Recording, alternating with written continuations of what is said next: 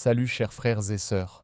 Et voici l'histoire de notre récit, dans les moments les plus sombres, les situations les plus difficiles et les heures les plus critiques, lorsque les épreuves deviennent immenses, que les tribulations s'intensifient et que les malheurs s'accumulent.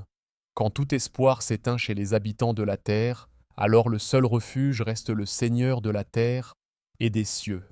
Il n'y a ni abri, ni salut en dehors de lui.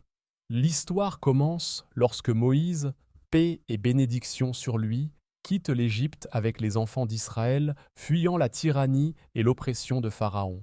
Ce dernier les poursuit avec son armée pour les anéantir. Mais Dieu Tout-Puissant révèle alors à Moïse, paix sur lui, de frapper la mer avec son bâton. Moïse obéit, et la mer se fend, ouvrant un passage sec en son milieu. Moïse et son peuple s'engagent sur ce chemin, tandis que Pharaon et ses soldats les poursuivent.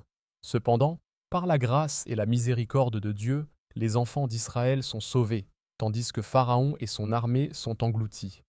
Dieu Tout-Puissant dit, « Et nous sauvâmes Moïse et tous ceux qui étaient avec lui, puis nous noyâmes les autres. » Un jour, Dieu ordonne à Moïse, paix sur lui, de commander aux enfants d'Israël de lutter dans son sentier et d'entrer dans Jérusalem pour la libérer. À cette époque, la Terre sainte était habitée par des peuples puissants, notamment les Hittites, les Phéréziens et les Cananéens. Or, Dieu avait promis cette terre bénie à la descendance d'Abraham. Paix sur lui. Moïse encourage alors son peuple à combattre pour la cause de Dieu et leur dit « Ô mon peuple, entrez dans la terre sainte que Dieu vous a destinée, et ne retournez pas en arrière, sinon vous serez perdants. » Mais ils refusèrent, s'opposèrent et s'obstinèrent en disant « Ô Moïse, cette terre est habitée par un peuple puissant.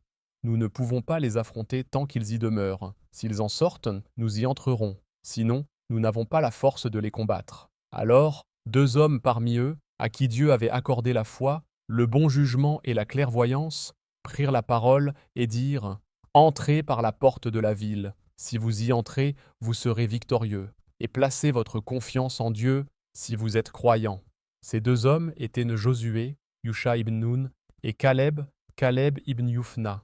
Mais les enfants d'Israël persistèrent dans leur désobéissance et dirent « Ô Moïse, nous n'y entrerons jamais tant qu'ils y sont. Va donc toi et ton Seigneur, et combattez-les. Nous restons ici. » Josué et Caleb, à l'écoute de ces paroles, déchirèrent leurs vêtements de douleur. Moïse et Aaron, paix sur eux, tombèrent prosternés, bouleversés par cette déclaration et craignant la colère divine. Moïse, paix sur lui. « Ô mon Seigneur, je ne possède de pouvoir que sur moi-même et mon frère. Sépare-nous donc de ce peuple rebelle. » Alors, Dieu décréta pour ce peuple, désobéissant, un châtiment. Cette terre leur est interdite pendant 40 ans. Ils erreront sur la terre. Ne t'afflige donc pas pour ce peuple rebelle. Ainsi, en punition de leur obstination, ils furent condamnés à errer dans le désert, marchant jour et nuit sans destination. Après des efforts et des fatigues interminables, ils se retrouvaient toujours au même endroit. Aucun d'entre eux ne sortit de cette errance. Ils moururent tous en 40 ans, sauf Josué et Caleb. Mais qui est que Josué, Yusha ibn Nun? Il est ce Josué, fils de Nun, descendant d'Abraham, Joseph, Jacob et Isaac. Paix sur eux tous. Il fut le fidèle disciple de Moïse pendant de longues années, s'imprégnant de son savoir et suivant sa guidance. Il est également celui que Dieu mentionne dans l'histoire de Moïse et Al-Kidr lorsqu'il dit « Et quand Moïse dit à son valet, « Je n'arrêterai pas avant d'avoir atteint la jonction des deux mers, même si je dois marcher durant de longues années. » Josué, paix sur lui, était ce serviteur dévoué de Moïse. Les jours, les mois et même les années passent, tandis que ceux qui ont renoncé à leur engagement errent dans le désert. Un nouveau peuple naît parmi les enfants d'Israël, une génération qui grandit dans la foi en Dieu, soumise et obéissante à ses ordres. 40 ans sont sur le point de s'achever, et Moïse, paix sur lui, est toujours animé d'un ardent désir d'accomplir l'ordre de son Seigneur, combattre les tyrans et contempler la terre sainte, cette terre bénie. L'ordre divin parvient alors à Moïse, paix sur lui.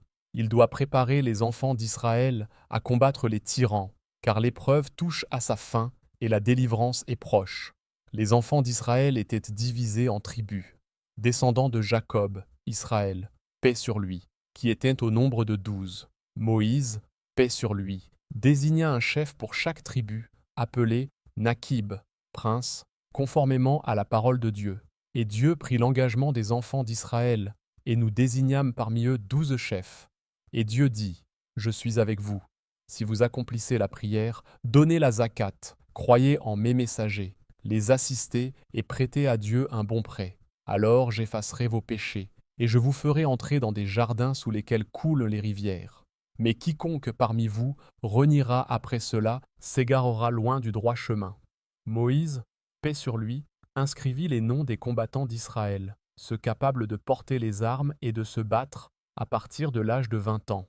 On rapporte que le nombre total des soldats recensés atteignait 571 000 hommes. Par la sagesse divine, Aaron, paix sur lui, mourut alors que les enfants d'Israël erraient toujours dans le désert. 2 ans plus tard, Moïse, paix sur lui, mourut à son tour avant la fin des 40 ans d'errance, le cœur rempli du désir de voir Jérusalem.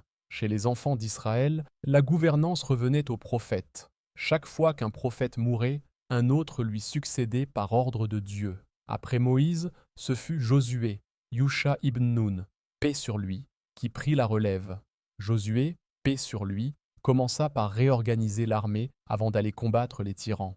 Il ne voulait emmener avec lui que des hommes entièrement dévoués à Dieu, des hommes dont les cœurs n'étaient attachés ni au plaisir de ce monde ni à ses tentations, même licites. Il se souvenait encore de la lâcheté et du reniement des enfants d'Israël face à Moïse, paix sur lui, et ne voulait pas revivre cette trahison.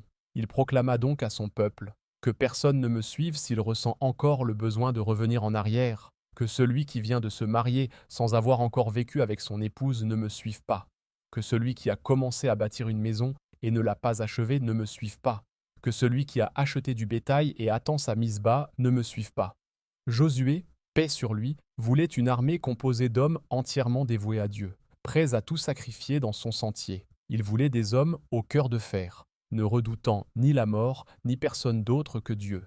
Ainsi, il partit avec une élite courageuse parmi les enfants d'Israël, des hommes dont les cœurs étaient attachés à leur Seigneur, et dont la seule ambition était l'au-delà. Ils marchèrent vers Jérusalem, et une bataille sans précédent eut lieu. Le combat fut intense, et les croyants parmi les enfants d'Israël firent preuve d'un courage et d'une patience exceptionnels. La victoire leur était promise par la grâce de Dieu. Alors que les croyants étaient sur le point de remporter la bataille, le soleil s'apprêtait à se coucher.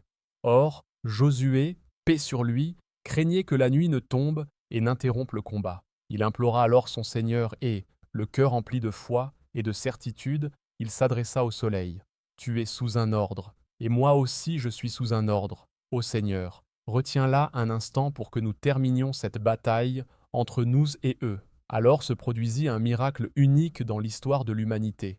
Le soleil s'arrêta dans le ciel, prolongeant le jour jusqu'à la victoire totale des croyants. Le prophète Muhammad, paix et bénédiction sur lui, a dit « Le soleil ne s'est jamais arrêté pour aucun être humain, sauf pour Josué lorsqu'il marchait vers Jérusalem. » Josué, paix sur lui, dirigea ensuite les enfants d'Israël selon la Torah. Il divisa la terre de la région du Levant, Bilad al-Sham, entre les tribus d'Israël. Dieu lui accorda des miracles tels que l'arrêt du Jourdain et la suspension du soleil.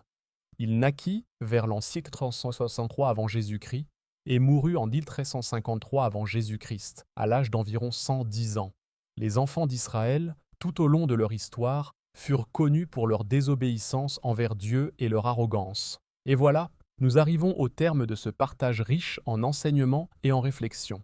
Si cette histoire inspirante et ces leçons tirées des récits bibliques et coraniques ont touché votre cœur ou éclairé votre esprit, n'hésitez pas à aimer cette publication pour nous encourager à continuer à partager du contenu précieux. Abonnez-vous pour ne pas manquer nos prochains articles et vidéos, car il y a encore tant d'histoires fascinantes et de messages bénéfiques à découvrir ensemble. Et surtout, commentez ci-dessous pour nous faire part de vos impressions, questions ou idées. Votre engagement est essentiel pour nous.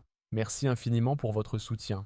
Ensemble, faisons rayonner la connaissance et la sagesse. À bientôt. Que la paix et la bénédiction de Dieu soient sur notre prophète Muhammad, ainsi que sur sa famille et ses compagnons. C'est bien ce que je fais,